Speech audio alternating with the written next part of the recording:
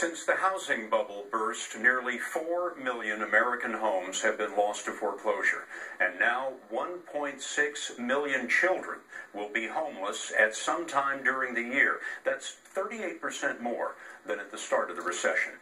Ben Tracy tells us that unemployment has driven some families to the Southern California desert. Near the shores of California's Salton Sea, where the road gives way to barren desert, is a place where many have gone to park their troubled lives. Bill Ammon has lived in what's known as Slab City for 13 years. This piece of property is public owned, and it's so useless, so desolate, that nobody wants it, and they let us be here. Slab City takes its name from these concrete slabs, all that's left of a World War II training camp. Now this is home base for more and more people who can't afford to live anywhere else. There are nearly 2,000 people living here. Many are refugees of the Great Recession. It's just a whole other world out here. It's not like modern day society. Vince Neal parked his RV here 2 months ago, along with his wife and 6 kids.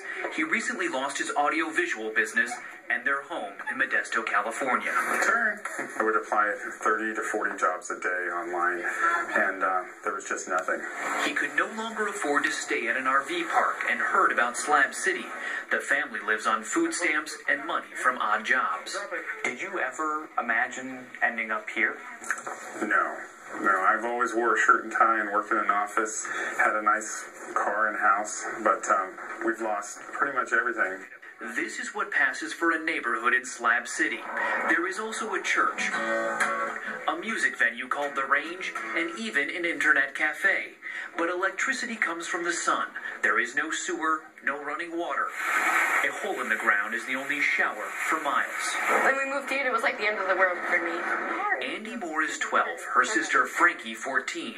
Their mom told us they came here because she cannot afford to heat their house in Washington State this winter. Andy worried what her friends at school would think. I kind of feel a little bit embarrassed about it. Because they're probably going to start thinking of different of you, like, oh, they're really poor, that they have to live out here and they can't afford to get, like, a house or a trailer park. But parents like Vince Neal are simply worried about keeping their families safe. 12 gauge is usually what everybody uses out here. Because theft and drugs are part of Slab City life. I'm the nicest man you'll ever meet, unless you're messing with my family. He's hoping his family won't be here for long and plans to look for work in Los Angeles this spring. Ben Tracy, CBS News, Slab City. That's the CBS Evening News for all of us at CBS News all around the world. Good night.